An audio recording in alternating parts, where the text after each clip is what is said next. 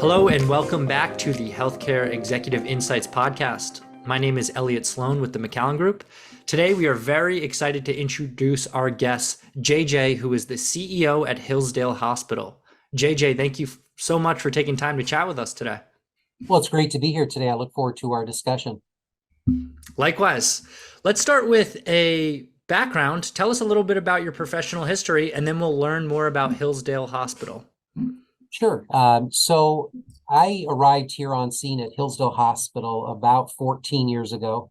And prior to arriving here at the hospital, I had quite a bit of exposure to our hospital, having served on a membership corporation board, also chaired a mental health project where we brought actually a 9-bed mental health unit to this community, into this hospital. I was co-chair along with several board members of the hospital. The hospital was really the brain trust behind that project. And so my introduction to the hospital has been really decades ago. I've been involved in county business throughout my career.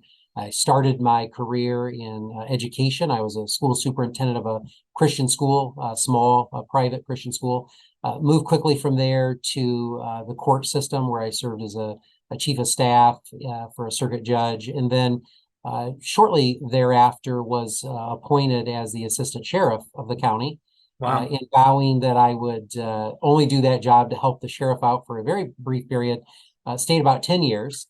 And during that period, we transformed really what law enforcement looks like for our respective community, and obviously became the leaders in the state, and even to a certain extent nationally, with some of the programs that we launched for safe schools and education. And then the opportunity was presented to me where I had a chance to sign on here at Hillsdale Hospital. And, at first I was thinking, well, I'm going to wait for my presidential appointment to a cabinet post.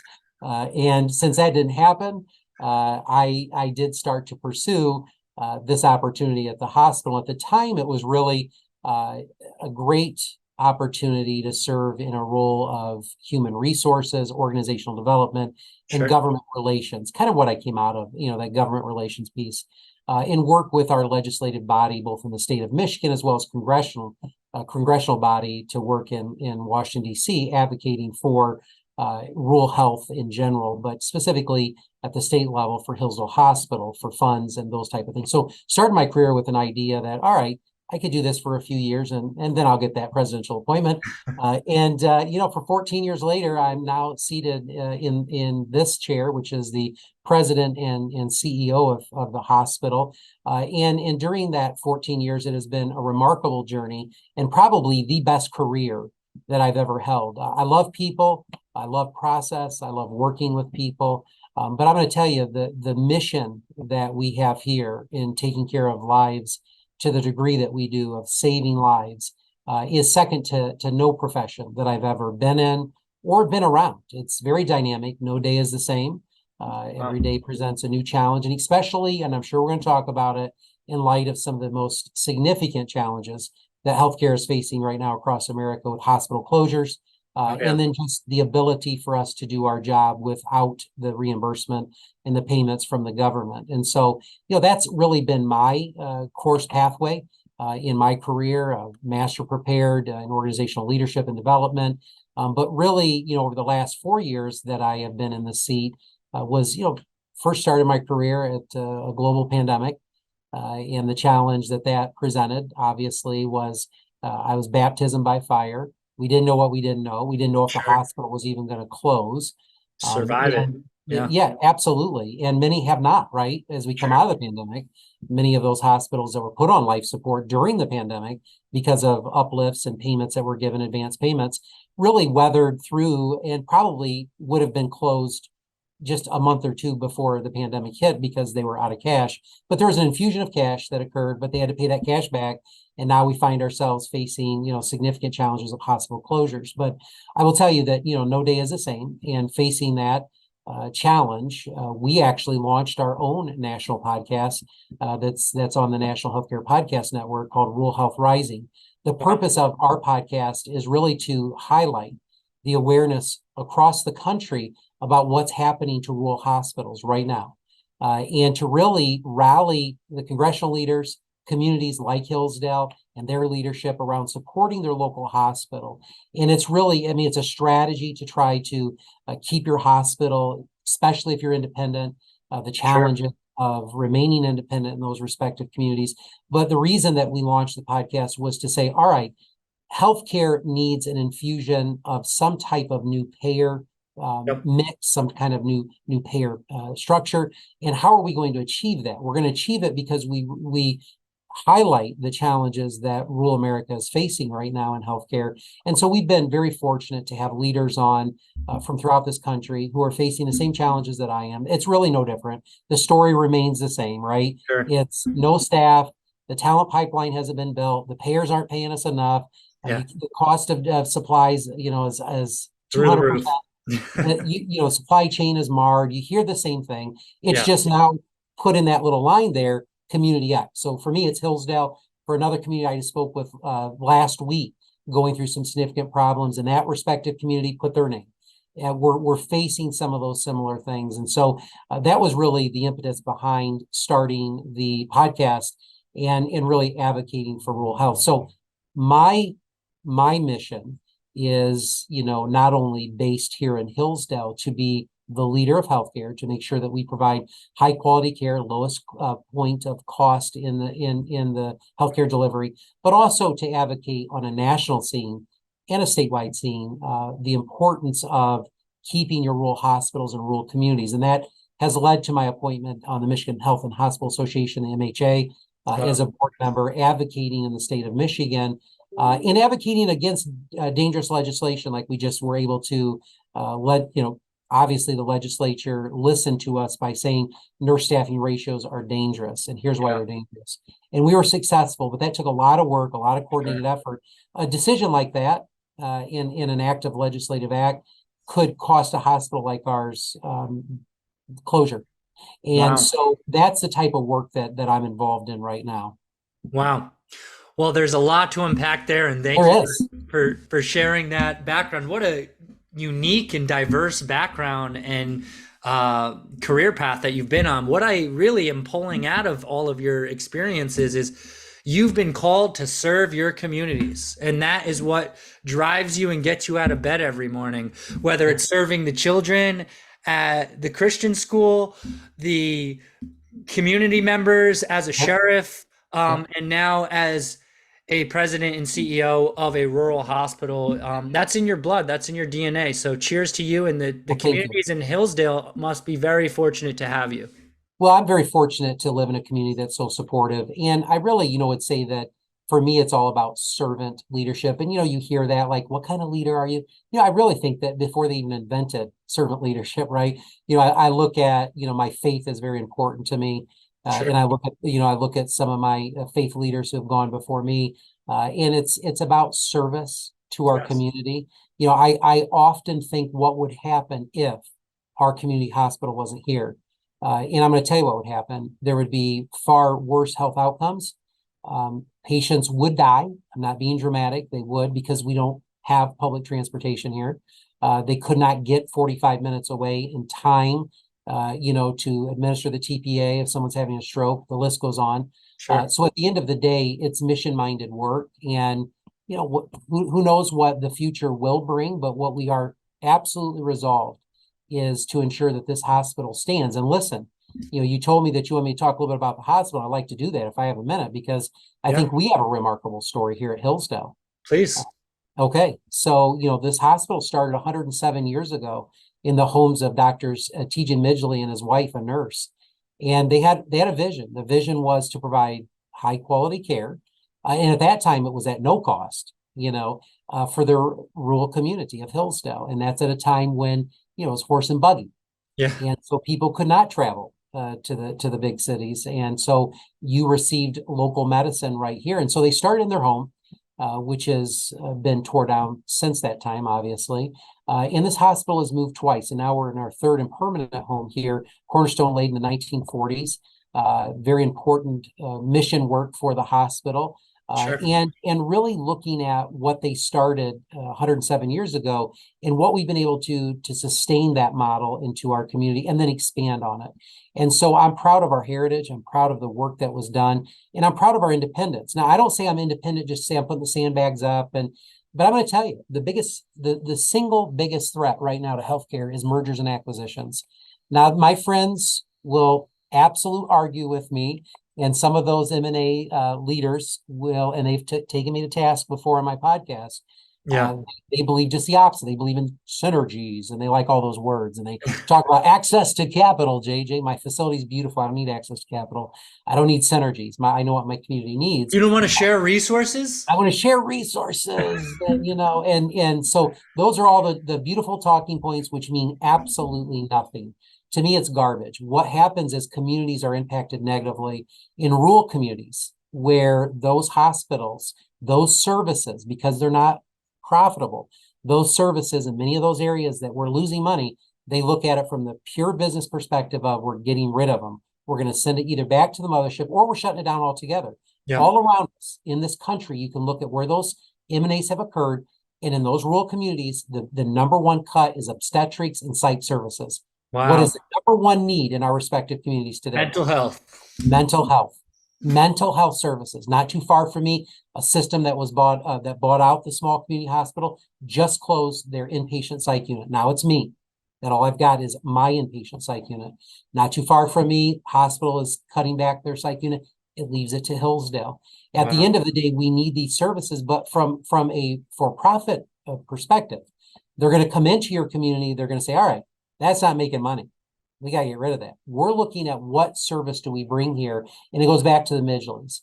We're going to serve our community and their needs, and we're going to do our needs assessment as we're required to, and we're going to identify what are the top needs of this community to make sure that we're serving them so that they don't have to leave Hillsdale. They don't have the transportation to do it. They can receive that full continuum care. And that's honestly what we have been building on, what I've been building on in my strategy, put together a very aggressive strategic plan and a growth strategy that really looks at me as a leader. There's a biblical phrase that says, where there's no vision, the people perish. My responsibility is to cast the vision and then to execute the strategy that my board helps me formulate. And in doing that, I've been able to bring services here that we've never enjoyed before. Pediatric ENT, neurosurgery at Hillsdale Hospital. Wow. We're doing vascular surgery at Hillsdale Hospital. Wow. We have three orthopedic surgeons. We have three OBGYNs. You name it, 3 urologists. We have a women's pelvic center, and the list goes on. And I say that because growth is what is so critically necessary in my community to sustain healthcare as we know it. Building new service lines to be able to support those service lines that cost us money, like obstetrics and psych. How do I offset that cost? Well, I brought hyperbaric medicine, hyperbaric chambers, wound care. You got to do that. You have to be looking. So, ancillary services, you got to build around these specialties. You got to bring in labs. You got to bring in imaging. You got to do it all. That's right. So we're bringing PET scan here. So we got PET scan coming in a trailer. No one would have thought that we'd be able to service that population, but to provide that continuum here supports the hospital so we can continue our mission. Now, the big brothers and sisters in healthcare would say, we can do it better. We can do it. Let's just take the catchment of those patients so they have to drive further. We'll have a helicopter and some ambulances parked out there, JJ. That's not good healthcare. That's not. And when you look at it from just a profitability center about get all you can all you get, and sit on the lid, that's a problem. And so I want to look at mission minded, and that's what this hospital has done for 107 years. And that we're going to continue to do to the degree that we can do it in today's environment. Hopefully we can talk about today's environment. Yeah, and that's impressive. I mean, when you talk to community rural hospitals, they have none of those specialties that you just shared with us. So you're in a league of your own within the community hospital space, it sounds like. We are, and we're doing remarkably well there. We started a pain clinic, and we have 3 certified, CRNAs that are administering the pain clinic services on that unit, and growing in areas where we're becoming the regional leaders. And I think that's very important. It's a small community, 50,000 people. 70% of my payer mix, though, even a little greater than that right now, is government, Medicaid, Medicare. And let me tell you something, Medicaid doesn't cover the cost of us doing business. Yep. Medicare is a little bit above cost. And so to try to make it on commercial at less than 10% is very difficult. So it is truly mission oriented. When we say we're non-for-profit, trust me, there's very little margin here. There is no profitability. But that is what we're pushing for in today's new model is, all right, what services can we bring in? The payers don't want to pay to have patients in the hospital for 3 to 5 days, right? The payers want you healthy so you stay out of the most expensive part of the hospital, which is the ERs and the hospital. So growing our outpatient has been a remarkable strategy for me in bringing these new services on, hiring physicians, purchasing practices. I would have never thought when I started this business 14 years ago, we'd be purchasing physician practices. I didn't want to own them then. I still really don't want to, but you have to because physicians cannot make it in today's environment with the way the payers are. So they need the support of the hospital, and you need their collaboration as well to build the ancillary. So, it's been a remarkable journey in that regard. But the challenge is, we could spend 2 hours talking about, and it's driven by the payers, the demand from the federal and state government. We talk about Medicaid expansion. We talk about some of those things. Very concerning about what's happening across this country. Yeah, and it's crazy that it's taken so long to put a focus on mental health. Oh. You would think that payers would be driving that narrative 10, 20 years ago. Absolutely. Saying, guys, we got to pare down mental health and physical health immediately because Absolutely. we know the physical health is so tied to the mental health, and we don't want to be stuck paying for very sick people. So let's be preventative here. Yes. Let's not be reactive. Absolutely. Why isn't it happening? Well, and I think now the narrative is finally, OMG, we should have been looking at this a decade ago. Now, to our benefit, Hillsdale Hospital 18 years ago looked at this when we started to look at building a inpatient psychiatric unit and providing outpatient services.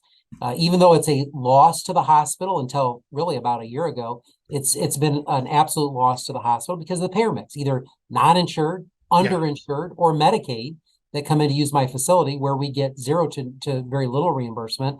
We really have to look at this like, all right, I can pay for that. Let's say it costs me $200,000 a year, which it did. Okay, if I don't have it, those patients end up in the emergency department, boarded for several days. They become, they're off their medications. They're not on the regimen. They become sick. And as a result of that, we pay more to cover them. We pay more to take care of them. And so the opportunity cost for me is, all right, I'll trade the 200 for the safety of staff in the ER, as well as the $1 million it's going to cost me to board them in the ER.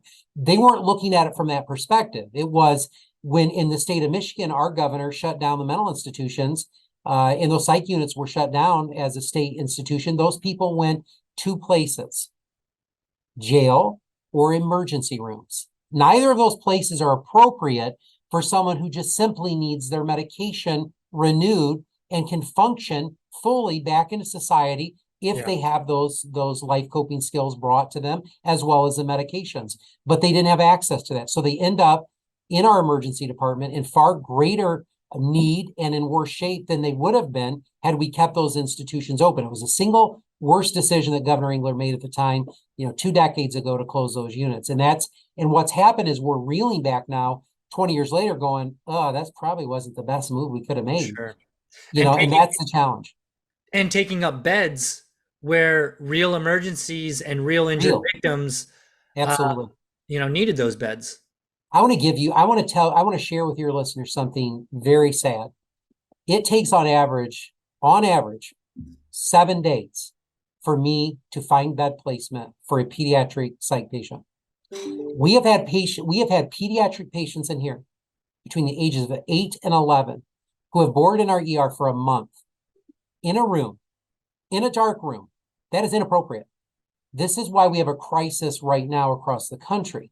But I'm telling you that it's only going to intensify with what's happening right now with our rural hospitals. Since 2010, 142 hospitals have closed in America. The majority of those hospitals are rural hospitals. And what happens, let's just take the economy of it out. Take the fact that we are usually rural hospitals are the second, third largest employer, if not the largest employer in those respective communities. Take that out. Just take that out. That's an economic loss. They're usually the economic engines. Take that aside. Let's talk about the healthcare outcomes of those respective communities. Now, if I at least have a safe place for those patients to present in the ER. Could Sure. you imagine if we did not have our hospital?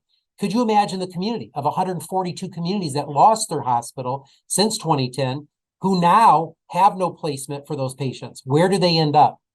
Where do they end up? That's the problem. Yeah. And I mean, so they it's can't a get to the hospital an hour away if they have a real emergency. you can't get there. And number two, how are you going to find transportation to get there? Has anyone studied the fact that we have a crisis right now with our EMS and emergency services? There are not enough ambulances right now. There's not enough ambulance crews. We have 2 on any given day here in this county, and that's it, for a very significant large catchment of patients who need care. And so you're not going to solve it by waiting for transport. And second issue is people are not able to drive because they do not have transportation in rural communities. Sure. This is what we're facing. We're serving the poorest among us. Yeah. And so this is a problem when your hospital closes, that this is a situation that happens. You have not only the downsizing of your economy, not only the loss of the economic growth in your community, not only the jobs creation, but you lose your local health. And when you lose your local health care, then you are automatically start to see bad healthcare outcomes occur, which means mortality rates, which talks about then you look at comorbidities, you look at all of these things that are going to impact the health and wellness of that community is now gone because the hospital closes. Why?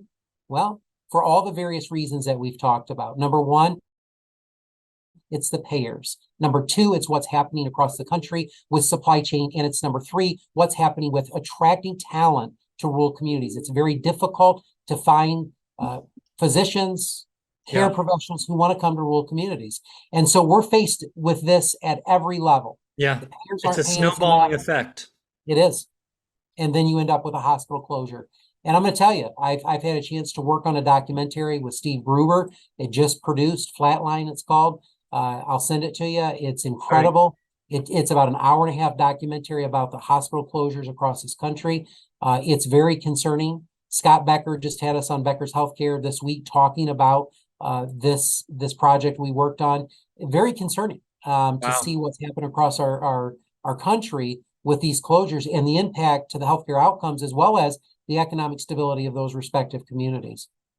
And a lot of people are fully unaware of how serious the crisis is. We've had, I would say, 4 or 5 other community hospital executives join this podcast in the past, and they're all looking for avenues to band together and to, put together grassroots efforts to try to get more eyeballs on the urgency of the situation. Yeah. But it's almost like you're not going to know it's happening near you until it happens. Until it happens. It's happening all around us. There's been some positive legislative efforts. I'm going to call them efforts. Senator Grassley has introduced legislation for basically trying to slow down the closures. They've created this rural emergency hospital access. Only 2 hospitals in Michigan even applied for that because you have to basically decommission your beds and shut down services just to keep a shell of a hospital open. Those aren't the answers. Sadly, it's not. And it's not that we're going to have a richer payer mix. It's not. The government's going to have to do something different with how we look at rural health. Yeah. We're delivering rural health cheaper, and in many cases, I'll offend the big hospitals. Many cases, when you look at hospital.compare, higher quality outcomes. We can effectuate change overnight. If I see a problem, I can solve it. I don't need a committee. I don't need to take it to 10 boards. I don't need a 6-month study and a lean process. We do it. We get it done. Quality outcomes, costs lower, quality outcomes higher. But I'm telling you right now, if the government does not intervene with some type of payment restructuring for rural hospitals, we're going to see a very troubled America in the next decade, a very sick America. Because right now we can't even get bed placement for the tertiary and larger facilities for heart patients, stroke patients, let alone if you're coming in with a kidney stone or a gallbladder attack. We're talking significant impact to these communities. So our communities have to rally behind us.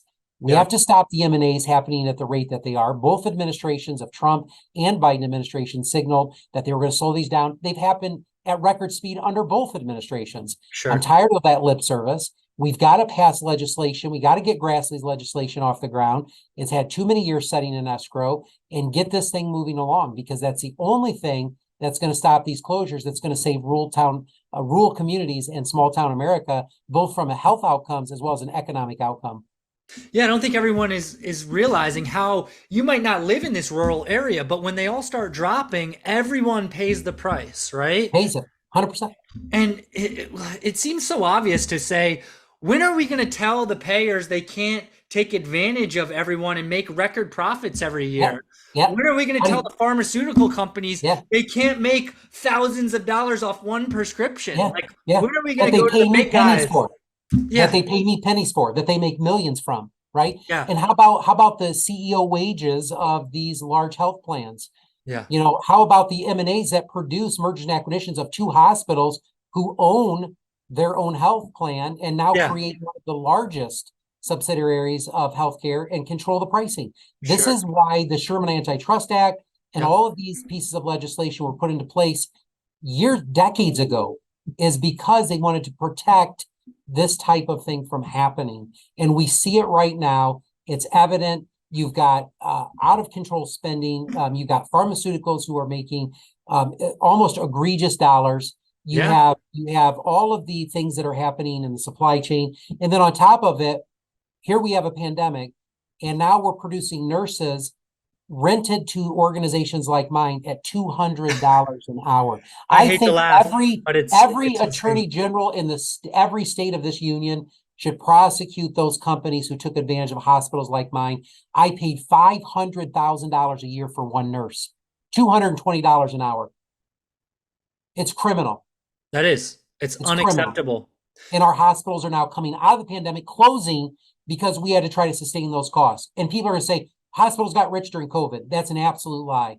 Hospitals got upfront advance payments that we had to pay back. Yeah. They gave us payers got rich. Pharmaceutical companies got rich. Yep. Nurses did well, but they got dragged through the mud. So so here's the problem. They were our heroes, then they became our zeros. Yeah. You know, and then we told them, you know, you're going to have to do this, and if you don't do this, we're going to fire you. You know, and all of the things that we did to nurses. But at the end of the day, the companies that employ these nurses made it so damn attractive that they gave, these staffing agencies gave, you know, sign-on bonuses of $40,000 for people in rural communities like mine. That's a year's wage. Okay. So they attract them with those big sign-on bonuses and then say, you can make $400,000 a year. And of that, tax-free. And we're going to put you in housing, and you're going to be able to go to Florida and love and go to Disney World and take your family with you. Of course it was attractive. Yeah. But it was on the backs of the taxpayers. It was on the backs of the payers. The majority of the payers in my community, who was it on the backs of? The payers were the government. So Medicaid and Medicare, right? Who we pay taxes to support those programs. So it's on the taxpayers' dime that we have these. And I think it's criminal what they charged. I think that there should be a special prosecution for those companies that came in and gouged me on those prices. Listen, we did it with gas prices, right? When a tornado strikes or a hurricane strikes, governors across the country would go after gas stations if they hiked prices, right? Why aren't we treating this any different? Sure. Hospitals lost millions of dollars during the pandemic because they had to pay these outrageous prices, or they weren't going to have staff to take care of the patients who were dying. Sure. Well, you would think your governor and your local and national government would be looking at trying to alleviate some of the rural hospital, community hospital pains by trying to get involved with how much the payers can charge, how much pharmaceutical companies can charge, how much these staffing agencies can charge. That's right. But they're kind of turning their head, it seems like. Yep. Well, there's a lot of around this country. There's this great, turn thy head approach. And as a result of that, on the backs of all of these people, including rural hospitals like mine, we had to pay those outrageous wages and costs. And then our supply chain, and then the list goes on, right? Yeah. And so it's created the perfect storm in the rural hospital. So what happened over the last 10 years of 142 closures has now only intensified. Right now, it is projected that over 600 hospitals in the next 2 years are going to close. Right now, there's How many 100. will be left? What's going to be left? 111 hospitals are at immediate risk of closing yet in the next 3 months. Scott Becker was on our podcast, talked about how that the studies that they've done, the studies that have been done by other researchers, that these hospitals are at risk of closing right now. They're on shoestring budgets. They have no cash on hand, and they're faced with some of the terrible realities that we're serving the poorest among us, but we're not getting paid to do it. So the cost of doing business isn't even being covered by these payers. You cannot continue that long term. It's like you're a community hospital, so by yourself, you're not too big to fail, but collectively, you're all too big to fail, where the government should Yes. come bail the That's my situation. point. My point is, if you want to talk about bailouts, if you want to talk about, and I call them uplifts, Like the you need to auto be looking. industry, right? Yeah, absolutely. Look at Right every in the other industry. backyard. How about in my backyard? They're right now giving tens of millions of dollars for EV plants Yeah. for battery building. Okay, I'm not condemning that. I'm not going to get into politics of that. What I'm saying is, if we can put priorities in that, let's put priorities in building the talent pipeline for rural health. Let's talk about giving incentives for physicians and nurses to come and work in rural health.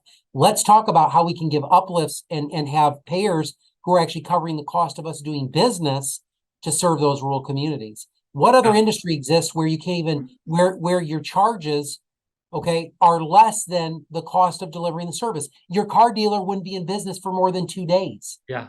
And so in the free market economy, it doesn't exist. Yeah. And so the government has to get involved at some level on all of these issues in order to save rural hospitals in America. We can't do it alone. My podcast reaches a decent amount of people, but I'm gonna tell you right now, unless Congress takes action, unless each of the respective state governors and attorney generals start, imposing the same reviews that they're making of oil companies Sure. during storms, as well as construction companies for scamming, seniors and all of those things, until we start taking an approach for our healthcare hospitals are going to close.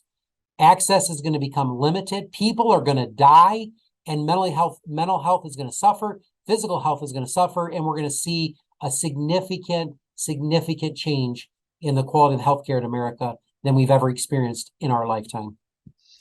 Unfortunately, I couldn't agree more. It's a scary trajectory that we're on. Having two young daughters, I pray more than I have ever Yes. prayed in my life. I pray every night for my young grandchild and for my children. Yeah, multiple times a day. Sometimes I pray because I feel like that's how turbulent the future may be. But I Absolutely. agree that the government has to get involved, because the grassroots efforts, the podcasts, the organizations, the events that all the healthcare leaders are putting together, the conferences, it's going to make people pay attention, but it won't be enough to make It's change. not enough. It's not enough. It's not enough noise. Yeah. And until the communities actually experience the loss of 600 jobs, of what we put back in the local economy, of the donations that we make, of the charity care we give, it's too late by then. It's too late. So there has to be right now some type of hiatus put on what these hospitals are experiencing and the rapid number of closures that are happening. And it's when I say this, it's not tongue in cheek. It's going to take an act of Congress to pull this off, because there's not enough brain trust to be able to pull it off. It's going to have some intervention, and it's going to require some dollars. It's going to require retooling of some organizations. I get that. But at the end of the day, if we want to save our communities and we want good healthcare, it all starts local. You're not going to be able to find that 50 minutes away. You want local healthcare. You need your local hospital to be there for you and to serve you. Sure. Do you think there's anything to be said that the focus is always on the cities and the power lies within the cities? Of course. Here's why.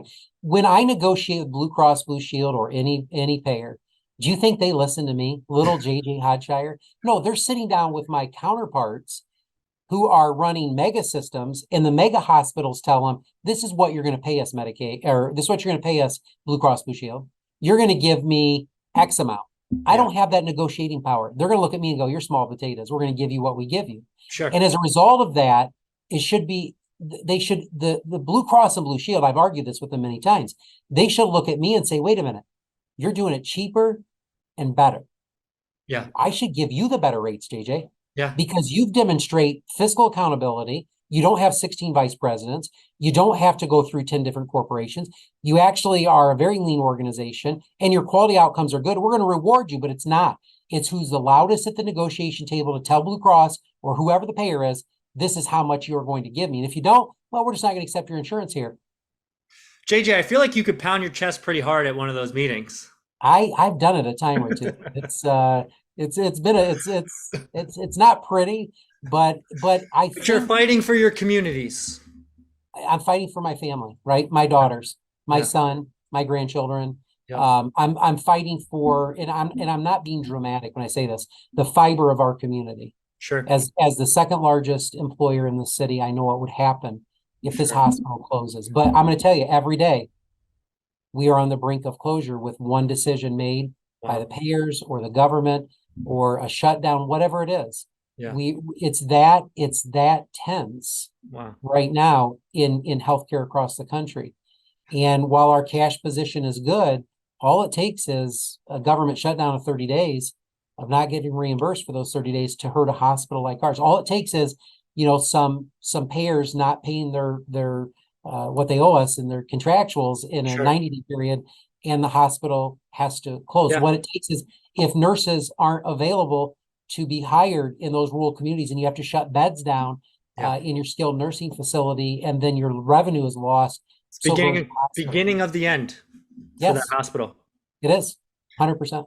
And it seems like it's so much more solvable and cost effective to try to fix it while they're still up and running versus losing 90% of our community hospitals and saying, oh crap, we got to go fix this now. Absolutely. That's what we're facing right now. That's why we're trying to beat the drum loud, is because when you go back in those communities, I'll give you one, for example, Albee in Michigan, not too far from me. They closed their hospital well over a decade ago. It's impacted the college there. They have Albee College. It's impacted their economic development. It's impacted businesses. What businesses want to relocate in a community that has no health care? It's not a good risk management program. If you have someone that's injured, you got to get them to healthcare quickly. So all of their respective community has suffered as a result of the closure. Now, the issue is they shouldn't have closed, right? And by the time that they've realized it, it's too late. They're not going to get their hospital back. Yeah. They're not going to be able to ever get their hospital back. What I'm proposing is let's save them now. Yes. Let's have a push. If we want to focus on something, we need to treat healthcare like we do infrastructure in this country. You have a task force and you have, a focus on roads, right? And we have to build roads to connect to the economy, to connect commerce. All right, we have to have the same approach with healthcare. It really needs to be seen in that light as an infrastructure, like we do some of those others, where our attention and focus is. That is going to be the biggest push in my mind right now that we have to make in order to make this happen. Yeah, no, I couldn't agree more that, if it doesn't happen sooner than later, a lot of people are going to look back and say, what did we do? How did we let it get to this point? And, power to you and your teams for leading that charge. Yeah. Well, thank you very much. I would just simply say that one of the single threats, and I'll say it again, to our hospital systems is mergers and acquisitions, and the threat that poses to those respective communities. Private equity M&A or hospitals absorbing smaller practices? Hospitals coming together to try to purchase small rural hospitals. Got it. And purchase those hospitals with taking the catchment of patients back to the mothership and outsourcing those services where the community doesn't get it. Listen, if a private equity wants to come in and try to run a hospital, more power to you. Good luck. Do you think you can pull this off in today's age? Here's what I say: take it if you think you can do it. I have no objection to that because they're gonna try to keep local services local. Sure. But what I'm talking about today are those hospitals that come together and say, we're gonna buy you, you're gonna merge with us, and then what they're gonna do is they're gonna get rid of all the service lines. Strip it down for parts. Yeah. It's horrible to think a hospital executive team could even fathom what they're doing to that community. Absolutely. So, JJ, let's finish it with this topic. I know, especially for community and rural hospitals, you touched on it earlier. Putting together a rock star team must be so challenging. Getting the good providers, the good nurses, the good supporting staff, the good technicians. In your opinion, how are you able to do it, and how important is the culture to be successful at building a good team? Yeah, well, I think Peter Drucker said culture eats strategy for breakfast. So I like here's the that. deal. You have to have a culture. You can have any strategic plan you want, but if your culture doesn't embody the environment of healing, caring, kindness, togetherness, spirited workforce, Sure. you're never going to attract an employee just to a production. If you're Sure. saying it's just an outputs where you're just delivering service acts, it's got to be mission minded. And I would say here at this hospital, it's the majority of the people here are mission minded. You feel it when you walk in the doors. That's why many people come. We have a college here called Hillsdale College. It's a national attention. It's a well-known college, and we get dignitary from across this country that come to my hospital. Often hear this: you're like the gem of healthcare that's hidden. This is like amazing. Your people care. It's not like this back home. And so that talent pipeline is so critically important to build. But I'm going to tell you, it's becoming increasingly difficult to do it, Sure. especially when you're in an ultra competitive environment like I am, where my surrounding hospitals, who are my competitors, can offer $50,000 sign-on bonuses that I can't, who can Sure. offer wages in the 90th percentile that I can't. This is truly mission work, and we pay a little better than mission work, but we don't have the availability to offer those amazing financial rewards and opportunities. So it's looking at it from a perspective of someone who comes to Hillsdale really wants to be at Hillsdale. And so the recruitment process is extremely difficult to find a provider who's willing to get paid at 70% government rate and not make what they could make in the big cities, Yeah. and not have the call structure that they have, right? Because right now, you're a 50-50 call. You're going to be working half your life in a rural community. You may Sure. get 1 in 3 call. You go to a big city and you're 1 in 10 call, which means you're not that you're going to have a good work-life balance. Okay. Sure. So attracting to that rural America, but you also, when you have that recruitment conversation, you're also in rural America. Cost of living's lower. Sure. The easement of life is a lot more laid back, those type of things. But unfortunately, that may not be the motivator for everybody. So recruiting is difficult. And now it's only been intensified by the pandemic, where people have left the industry altogether. And we see a shortage of nurses. You see a shortage of primary care. And so everybody's competing for the same person, Yeah. and they're offering them all kinds of gimmicks, opportunities. We have to sell it from a perspective of community engagement, mission Sure. minded, those types of things. But we're struggling just like anybody else to build a pipeline. I've never had as many openings as I do today that I've Wow. had in the history of this hospital that I've experienced during the height of the pandemic and even afterwards. 40 open positions right now. I've never had that. Wow. And we are in an environment right now where the work is plentiful if someone wants it, but Got we it. find ourselves in this industry now. I had to shut down 10 of my inpatient skilled nursing beds because I didn't have enough CNAs, not doctors, not nurses, enough certified nursing assistants. There Wow. used to be such a plentiful supply of those that they would knock down our doors to hire in here. And now we have to shut our beds down, which means patients aren't served, which means patients are staying at the hospital longer. They can't find a rehab center, which means patients are not coming in because they're at home and unable to get to a rehab center and are in worse condition. This is a domino effect that's very dangerous. But back to your original question, recruitment is among the biggest challenge for healthcare in general, but even more so for rural healthcare, of attracting individuals. So what is our philosophy? Grow our own. And we've Yeah. done that. We're sponsoring individuals in our community to become nurses. We've spent about Sure. $8 million in the last 10 years to sponsor nurses, CRNAs, even physicians, to become physicians, CRNAs, pharmacists, RNs in that pathway. And we created that about a decade ago, knowing that we were getting into the twilight years of many nurses in the Wow. baby boomers, who we are going to need to have a replacement. So that has been a significant boost for us in building the talent pipeline. I would hate to think what my workforce would look like today had I not done that a decade ago. Wow. But it's becoming even more increasingly challenging because now my competitors are picking up on that same as well. So you really have to promote this from a mindset of mission. Yeah, you got to go after those people whose real calling is to serve and Yep, not just make money. absolutely. And believe in your vision. And I can imagine your team and your supporting staff really loves working at Hillsdale. Just by this brief conversation, I could tell it's a special place where you feel like you belong to something greater than just a Yes, place to clock in and clock out. And absolutely. the work that you're doing speaks volumes, not only for your immediate local community, but you're setting the tone for other community hospitals out there of what they can do to be successful, and then drawing the attention that you need to make change on a national level. So, although you may not be able to pay your employees dollar for dollar, the big institutions, you're giving them life experiences that those big companies and organizations can never deliver. Absolutely. I firmly believe that. Well, JJ, thank you so much for your time today. It's been wonderful chatting. I know our audience will have some really great takeaways, and I hope we can follow up with you in a few months next year and see how things are going. And also, I'd like to connect you with other CEOs and executives that we've spoken to at other community hospitals around the country. Would love to. That's great. Awesome. Thanks so much. Happy holidays, JJ. Merry Christmas to you as well. Take care. Bye-bye.